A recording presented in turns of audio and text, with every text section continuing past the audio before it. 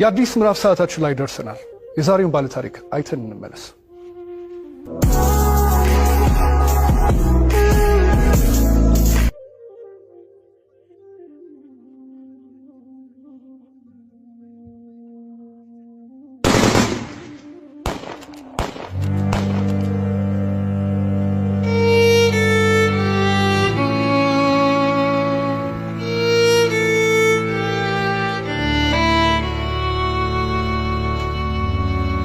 ስሜ ብርቱካን እባላለሁ። ተወልጄ ያደኩት ስናን ወረዳ ነው። ከእናትና ከአባቴ የመጀመሪያ ልጅ እኔ ነኝ። እኔን እንደወለዱ ነው አጋጣሚ አባቴም ወደ መንትን ያለ የተሰደደው። እናቴ በህይወት ያረፈችው በወሊድ ምክንያት ነው። ከዛ በኋላ ምንድነው የተደረገው? አያቴ ጋር እንዳድግ ቆየው።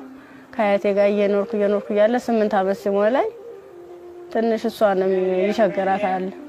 እባካችሁ ልጅትን ለሰው ልስጥ እና ፈልጉልኝ ምናምን ትላቸዋለች እሷ ማለት ነው አያቴ አሉ። በ8 አመት ያስወጥተው ወሰዱኝ።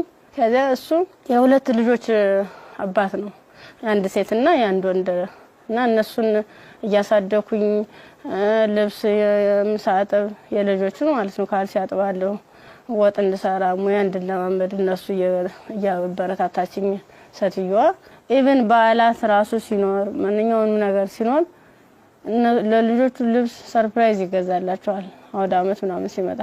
እኔ ደግሞ ሴትዮዋ ከምትለብሰው ልብስ ተቀድና ጣጣጣፋ ጥንጥዬ ነበርኩ። እንትን ብላ በመኪና እንኳን አይሰፋም፣ እቤት ነበር በመርፌ ተሰፋው ነበር። እሱን ለብሼ እሄዳለሁ። ጫማም የተወረቁ የወደቀውን ልጆች ተጠቅሞ የጨረሱትን እሱን ሰጎትት ምንስል የባለም እንደዛው እየተማርኩኝ እያለ የሆነ ደረጃ ተሸላሚ ሆንኩኝ። እስከ 8 ደረስኩ። ከ8ኛ ክፍል በኋላ የሆነ ስራ ምቢት ልብስ የሆነ እየተጎረመስኩ ስመጣ ስራው እያያዘኝ ትምህርቱም እያያዘኝ እየከበደ ሲመጣ ስራዬን ለሊት ሙሉ ሰዓት አንተደላለሁ አልተኛም ነበር። 24 ሰዓት ነበር። ከዛ ዩኒቨርሲቲ እንታስወርት ያከፍል ጨረስኩ። 12ም ያው 392 አመጣው። ውጤት ከመጣ በኋላ ወደ ዩኒቨርሲቲ ተመደብኩኝ።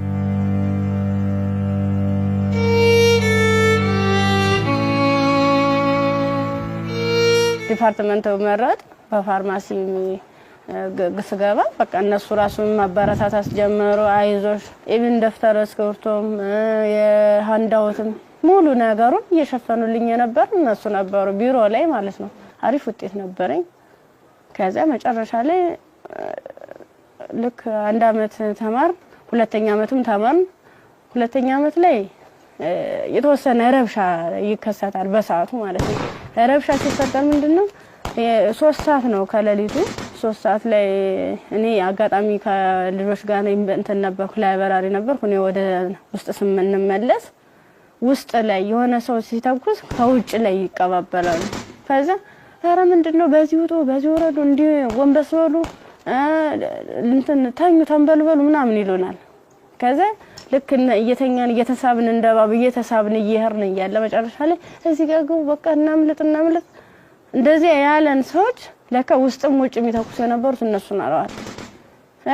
ውጭ ላይ ስንል ምንም የተጠቀለብ ሳለበሱ ከዛ አንደኛው ትጥቅ የለበሰው እዚህ ጋር ግቡ ምክንያቱም እንደዚህ ድብልቅልቁ እየወጣ ነው እንዴ ህይወታችሁን ማትረፍ አትፈልጉም ሲላን እሺ ብለን ታርጋብገባን ሁላችን ሰዎች አንድ ላይ ወጥተን ገባን። አንድ ላይ ገባን። በቃ ፍስፍስ አርገው ይዘው ሄዱ። እየከለሉ ሄዱ። ምንድነው ወደ ጫካው ስንዳረስ ሰውነታቸውን መከለል ጀመሩ። ያ ማለት ምንድነው አይናቸው ብቻ እንድትታይ ነገር ግን ሌላ አካላቸው እንትን ነው ሙሉ ብረት ነገር ነው። ስንገባ ምንድነው ኖርማል ወታደር ነበር። ግን እኔ ምን እዚያው ላይ እየቀየሩን ምን ሰዓት እንደቀየሩ ማላየናቸው። ከዛ ይሄርን እያለ ጫካ ስንጀምር መኪናውን ከዚህ በኋላ መኪና መግባት አይችልም ወራዱ በግራችን ዱብ እያለ ነው የምንሄዳው። ልክ በግራችን ይሄርን እያለ እንትን አይናቸው ብቻ እንድትታይ ሌላቸውን ሸፈኑና ጸጉራቸውን ገለጡት። ያኔ ኬፕ ነገር ነበር የለበሱ። ጸጉራቸውን ሲሉት እንዴ እንደሹ ቀጥ ያለ ነው። እንሄዳለን መንገዱ ያልቅም። 6 ሰዓት ፈጀብን።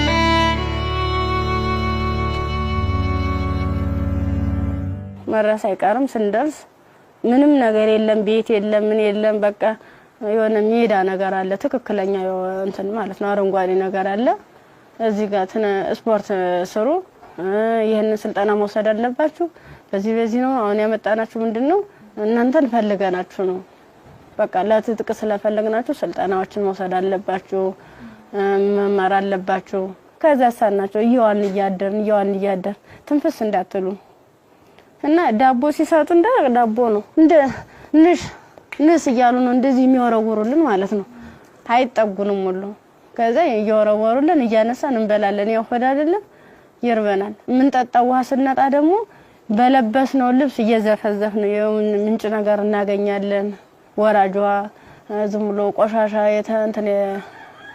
የተገደበ ነገር እናገኛለን እሱን ልብሳችንን እንዘፈዝፍና እንዲ ለመጥለቅም ስለሚቀፍ ልብሳችንን ዘፈዝፍና ልብሳችን እየጫመቅን ነበር እንደዚህ ያንጠፈጠፍን ነበር ልብሳችን እየመጠጥን ምንጠጣ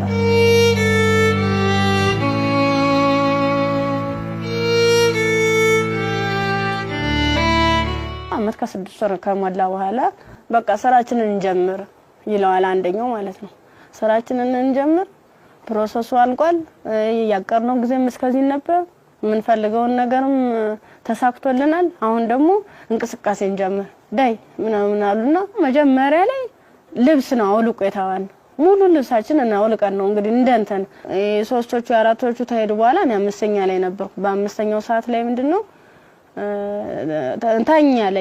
ታኛው ከተኛው በኋላ እየተካኩ ነበር ሲደፍሩ የነበሩ ማለት ነው ከዛ እየተካኩ እየደፈሩ ካደረጉ በኋላ ከደፈሩ በኋላ ምንድነው እንትን ራሴን ስስት አይ እንደዚያ ከሆነማ በዚህ ነው ስሜታችን የሚኖርልና እንደዚህ ያደርጋ ይሆነ እንደ 6 አይነት ነገር እንደ 6 ይሆናል እንደ ፌሮ እንዲ ነው ቀጥታ እንደዚህ ሲወጉ የነበረው ማለት ነው ጥቅጥቅ ካደረጉት በኋላ ስዳስሰው ራሱ ቁስሉ ይታወቀኝ ነበር ዘንዲታኝቼ ወድቄ ራሱ ማለት ነው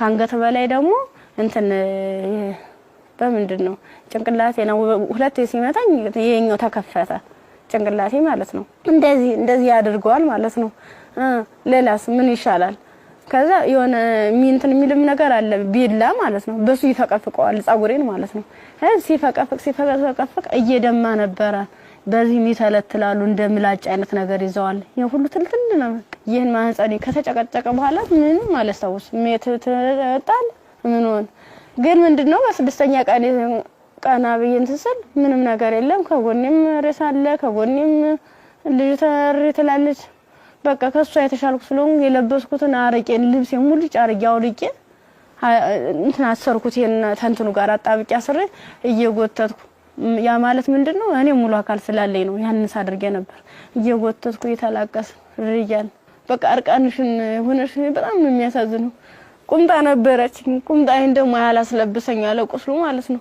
እንዲ ክፍቱን አድርጌ ልብሴን ግን ሙሉ ቃኔ ለሷ ለበስኳት የለበስኳት አንድ ቀሚስ ነበርና ቁምጣ ከስር ለብሼ ነበር የለበስኳት ልብስ በቁምጣዬ ማሰር አልቻልኩም አውልቄ ሁሉ ሞክሬያለሁ ሙሉ ደም ማለት ነው ከዛ በሷ አሰርኩና የወተትኩ ሰል ገሩ ይመጣሉ በሰዓቱ ማለት ነው ከዛ እንዲታ ያንዘላዘሉ እንትን ብላ እንደዚህ ተሸክሙ ያንዘላዘሉ ይዘዋት ይሄዳሉ ሀይዟ ሲሄዱ እኔ አልሰማማ እንትን አለልም በቃ እንዳንችልስ አንችልስ ገላጌ ተገኘ ብላኝ እኔ እንጂ ይብለኝ ደህል እንደውዬ በጥላ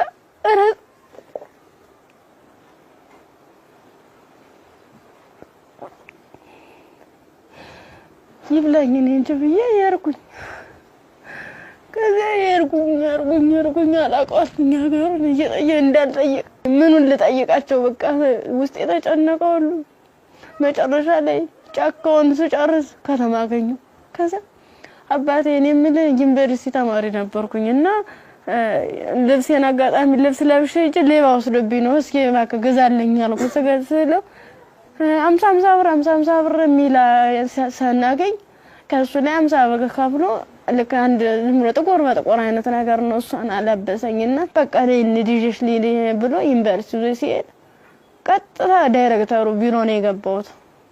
ከዛ ቀጥታ ዳይሬክተሩ ቢሮ ስገባ ምንድነው ሙሉ ነገሩን ካየ በኋላ ህክምና ውስጥ እንደገባ ማህፀን እንዲታሸግ ከአንገት በላይ ያለው እንዲታሸግ ተደረገልኝ። አሳሸገኝ እያለ በቃ ሰለቹኝ ማለት ቁስሉም ሊድን አልቻለም። እነሱም ካቅማቸው በላይ ሆነ። እኔ አማራጭ ምንድነው ዩኒቨርሲቲው ትምህርት ቤቱ ፊት ለፊት መለመን ጀመርኩኝ።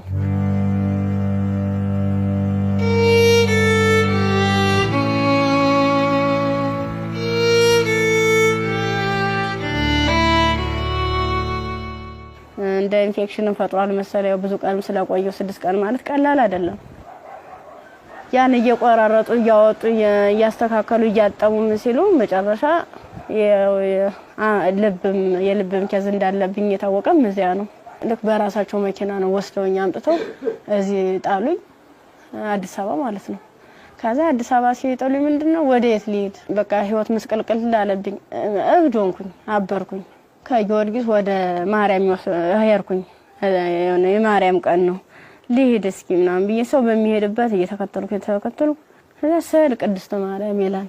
እዚያ ቁጭ ብዬ እየለመንኩኝ ታገኘኛለችና ብር ተሰጠኛለች። 50 ብር ተሰጠች። በኋላ ምን ፈልገሽ ነው ምናምን አይዞሽ ምናምን አለችኝ።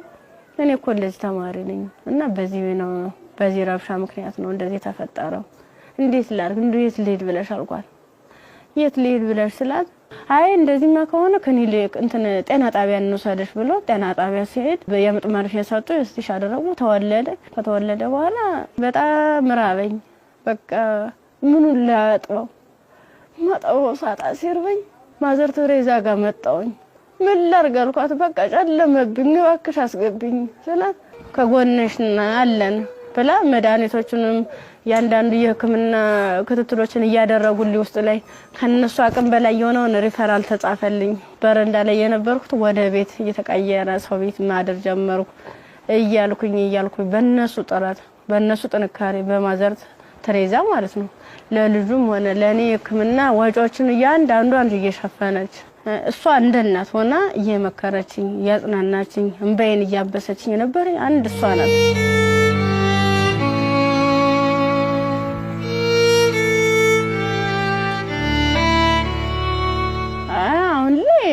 በጣም ከባድ ነው። ልጁም ከፍ እያለ ሲሄድ ጡት በማጥዋት በሚችልበት ሰዓት እየደከመኝ እያመመኝ ትንፋሽ ማጠር በቃ ድክም ይለኛል። መንቀሳቀስ አልችልም ያን ያክል ማለት ነው።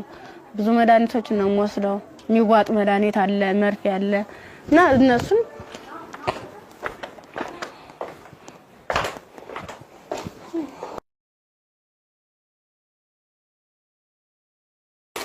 እነዚህ ነው መድኃኒት እየወሰድኩ ያለ። በቃ እነዚህ የሚዋጥ መድኃኒት አለኝ፣ መርፌ አለኝ። ይሄን ነገር ነው እየወሰድኩ ያለው እና ይሄን መድኃኒት ስወስድ ደግሞ ለኔ የሆነ ማለት ምግብ ያስፈልገኛል። ምበላው መጠጣው የለም መታየት ነው። ደረቅ ኮቸሮ ነው። አሁን ቅድም እንደውም ሳዘጋጅ ነበር ኮቸሮ እዚህ አለ ዘፍዝፌ ነው የነው እየበላ ያለው። አሁን የረስ በራስ ብሏል። የዘፍዝፌው ስለቆየው ቅድም ነው እናንተ ቀረጻ እያዘጋጃችሁ ያለ የዘፍዘፍ ማለት ነው። የዘፍዝፍ ካለ በኋላ ለልጅ ምንድነው ፍትፍት አድርጌ እኔ የምበላታለሁ እሱም የሚበላት ይችን ነው እና ሙዝ ምናምን እገዛለታለሁ። ብስኩት መጠለያ ያስፈልገኛል። አሁን ያለበት ቤት ስፖንሰር አንድ ወር ከፍሎልኝ ነው ሄደ። ሌላውን ግን እየለመንኩ ነው ውጭ ላይ ማለት ነው። የሆነ ነገር የሆነ ልጅውን ወደ 3 ወር አለፈው ሰው እንድንቆጣጣው ማለት ነው። መታጠቢያ ሰዓት የለም ብቻ ቃላት የለኝም። በቃ ይድረሱልኝ ምን አንድም በቃ ወደ ፊትስ ምን አይነት ህይወት ነው የሚኖረው? ምንድነው ማደርገው? ለምን ነገር በጣም እየራበኝ ነው። በቃ ራበኝ አንተ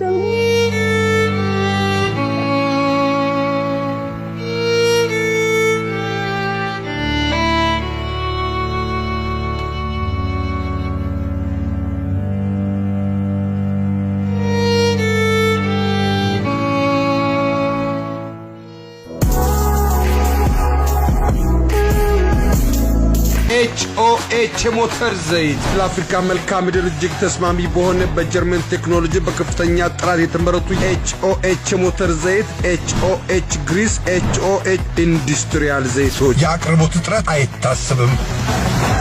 ኦቪድ ሪል ስቴት ልማትን ራዕዩ አድርጎ እጅግ ግዙፍ በሆነ ቦታ ላይ 60,000 መኖሪያ ቤቶች የሚገነቡበት ስማርት ከተማ ለቤት ፈላጊዎች ለማስረከብ 24/7 ሌት ተቀን በመስራት ላይ ይገኛል። ራዕያችን ልማት ነው።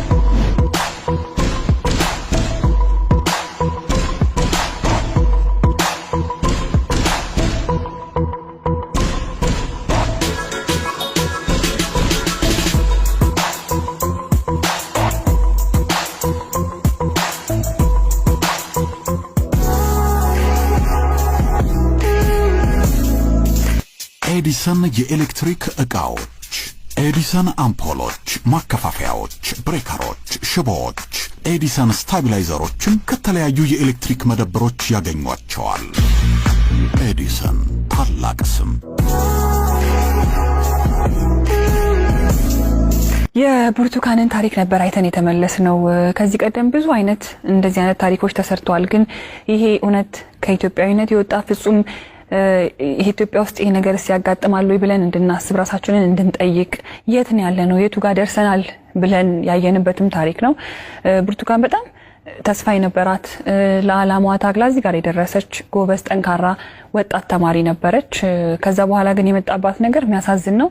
የመጣባትን ነገር መቋቋም ባልቻለችበት ሁኔታ ላይ ደግሞ ተጨማሪ ነገር ወደ ህይወቷ መጣ። ያም ልጇ ነውና ለልጇ ብርቱካን ምን ብላ ይሆን ታሪኳን የምትነግረው ብዬ ሳስብ ነበር። በጣም የሚያስጨንቅና የሚረብሽም ጭምር ነው። የሷም ህይወት ተበላሸ ስንል እንደገና ደግሞ ህፃን ልጅ ወደዚህ አምጥታለች። የዛ ህፃን ልጅ ተስፋውስ ምንድነው? ነገስ የሚመለስለት መልስ ምንድነው? ይሄ ልጅስ እንዴት አድርጎ ነው አድጎ ሀገርን የሚረከበው ብለን እንድንጠይቅ የሚያደርገንም ይመስለኛል። የብርቱካን ታሪክ በጣም ብዙ ሴቶች ላይ ያጋጥማል። ግን ደግሞ ይሄኛው የሚዘገንንና ለመስማትም ለጆሮም ለማየትም የሚቀፈው ነው ያገኘው።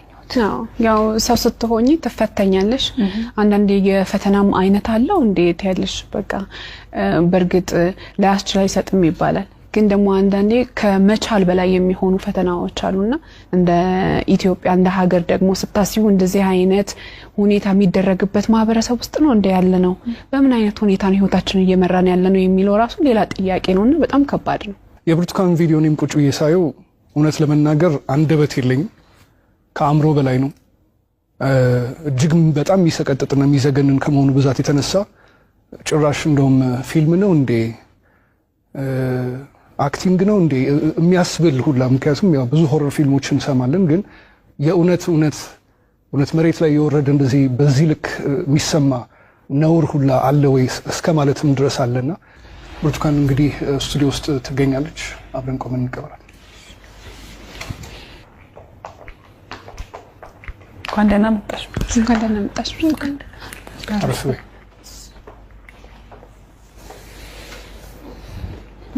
ብርቱካን? እንኳን ደህና መጣሽ። በጣም ነው የምታምሪው። በጣም ቆንጆ ከለሯ ራሱ እንዴት እንደሚያምር። ያው ዩኒቨርሲቲ ስንሄድ ሁላችንም የምናስበው ነገር አለ አይደል? ቤተሰብ ጋር ያለው ደስታ አለ፣ ስትሄጂ የምትዘጋጁ ዝግጅት አለ። ከሄድሽ በኋላ ደግሞ ያው ቤተሰብ ነው ገንዘብ የሚልከው የምፈልገው ነገር። ያን ጊዜ እንዴት አሳለፍሽው? ስትሄጂስ እንዴት ነበረ? ስሄድ 300 ብር ነው የተሰጠኝ። ያ ማለት ያን 300 ብር የሆነ ቦታ ላይ ትላካልኝ ማለት አይደለም፣ አድርሶ የሚመልሰኝ ነው። አመት ሙሉ የሚዘልቅ ማለት ነው። ጓደኞቼ በፕሌን በሆቴሎች በመኪና እየተመላለሱ በዓላትን ሲውሉ እኔ ግን ለአንድ አመት ተብሎ 300 ብር ነው ካልኩሌት ተደርጎ ይሰጠኝ ነበር። ስንት ነበር ትራንስፖርቱ? 150 ብር ነበር መሄጃው። እንደ ሴት ደግሞ ለሴት የሚያስፈልግ ነገር አለ፣ የምንቀባው አለ፣ የተፈጥሮ ጉዳይ አለ። ለዚህ ሁሉ ነገር ገንዘብ ያስፈልጋል። በምን ነበረ ያን ነገር? ጓደኞቼ የተሻለ ህይወት ነበር እንትን የሚሉ ባለሀብት ልጆች አሉ። እነሱ ነበር የሻር እያደረጉ እያዋጡ ነገሮችን የሚሸፍኑ ኢቭን ሞዴስ ራሱ ይገዙልኝ ነበር። ጓደኞቼ ነበር ከጎን ያሉት ማለት ነው። እሺ ከዛ በኋላ ያ ሁሉ ነገር አለፈና ዩኒቨርሲቲ ገባሽ። ዩኒቨርሲቲ ገብተሽ ሁለተኛ ዓመት ተማሪ ሆነሽ ነው ይሄ ነገር ያጋጠመሽ። እንዴት ነበር እስቲ ጊዜውን አስታውሽ? ማለት በጣም ነው የሚከብድ። 3 ሰዓት ላይ ልክ ከላይ ወረ 3 ሰዓት ዘጋብኝ። መመለስ አልፈልግ እንደ ወጣሁኝና የሆነ ይሮራጣሉ ማለት ነው ሰዎች። ስንሄድ በቃ ኧረ እንደዚህ ተኩስ የተነሳ ለምን ትሄዳላችሁ? በቃ በዚህ ሄዱ ነው በዚህና እንትን በሉ እዚያ ካገቡ ምናምን ሲሉን እኛ በሰዓቱ ተኛን ተቆርቁረው ነው የመሰለን። እኛ እንደዚህ ለማትረፍ ነው ብለን ተንደርድረን ራሳቸው መኪና ገባን። የነሱ መኪና ምን እንደሆነ ረብሻ የሚፈጥሩ ሰዎች በመጡበት መኪና። አዎ ከፍተ ነው ከኋላ 1 አመት ከ6 ወር ነው እዚያ የቆየነው ጫካ ውስጥ ምንም ነገር ሳይፈጠር። አመት ከ6 ወር ምን ነበር የሚሏችሁ? ትጥቅ ነው ልንቀየራችሁ ነው ትታጠቃላችሁ፣ አለበለዚያ ያሰብነው አለ እሱ እንሰራለን አብረን ምን ይሆናል እያሉ። የት ነበርስ የምታድሩት? እዚህ ውጭ ላይ ነው።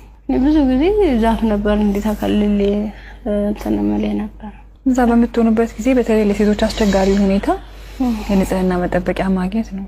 ያንንስ እንዴት ነበር የምታሳልፉት? የምን ንጽህና መጠበቂያ ነው? መቀዝም ምን ሰናክ ነበር ምንለው። ከ1 አመት ከ6 ወር በኋላ ምንድነው የተፈጠረው? መጨረሻችን ላይ ሰልፍ አሳለፉን። እርቃናችንን አውልቀው ልብሳችንን ካወለቁ በኋላ ሰልፍ አስያዙ። እኔ አጋጣሚ ከአምስተኛ አካባቢ ላይ ነበርኩኝ። ግንኙነት ከተደረገ በኋላ እንዴት ሲጨቀጭቁ ራሱ በፌሮ ሲወጉ አላስታውስም። ደንዝዟል ሰውነት። ምን ያህል ሰው እንደተደረገ ምን እንደተደረገ አላውቅም። በ6ኛ ቀን ስነቃ እንደ ማበላ ነው የሚፈሰው። እሷ ደግሞ አንድ አካል ስለጎደላት ምንድነው አማራጭ? የለበስኩትን ልብስ አውልቄ ለሷ ነገሮቿን አስሬ ነው ቅፋ እየወተትኩ ጀመር ጀመሩ። እንዳላዝላት አልችላትም። ከዛ አብረን ነው ምን ሄደው አንጀን እኮ ተጨሻለ ድም ስትለኝ እንዲሁ ነው ሁለት አካለ ስንኩል ማን ይቀበለናል አልኳት። ምክንያቱም ማንም ቢሆን እንደዚህ ደም እየፈሰሰ እንደዚህ ምድሩ ሁሉ ጨልሞብኝ ነገ ወዲያ የተሻለ ህይወት አገኛለሁ ብዬ ነገ ወዲያ ጥሩ ቦታ ደርሳለሁ ብዬ አሰብኩት ልጅ በቃ በጨረሻው እንደዚህ ሲያመር እንደዚህ ሲው በጣም ካፋኝ። በቃ ለሁሉም ነገ ወዲያ እንዴት ነው የምሆነው? ምንድነው ማድረግስ የምችለው? በምን አይነት መልኩ ነው ህይወቴንስ መጠገን የምችለው? አይዞሽ የሚለኝስ ማንኛው ሰው ነው? በቃ አለው እንደዚህ። መጨረሻ ላይ ምንድነው ጎዳና ተዳዳሪ ሆንኩት። ጎዳና ነው ወድቄ በቃ እኔ እንጂ